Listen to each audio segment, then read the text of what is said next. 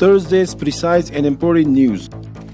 170 Afghan prisoners were released from Pakistan prisons. Afghanistan consulate in Karachi of Pakistan says 170 Afghan prisoners including women and children have been released from Pakistan prisons and transferred to the country. 54 graduated from Joint Military Training Command. As many as 54 soldiers graduated from Command of Joint Combat Training, said Ministry of National Defense. There is no rift between the leaders of Islamic Emirat. The Islamic Emirat of Afghanistan spokesman Zabiullah Mujahid says, those who want to create disunity among the leaders of the Islamic Emirat and spread rumors about it will take such dreams to the grave.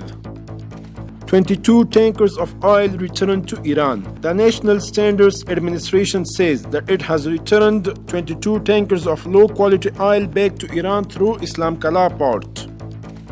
Head of TVETA met with Swedish committee delegation. Technical and Vocational Education and Training Administration says a delegation of the Swedish committee met with Mr. Maulavi Ghulam Shahamat, the head of the said administration.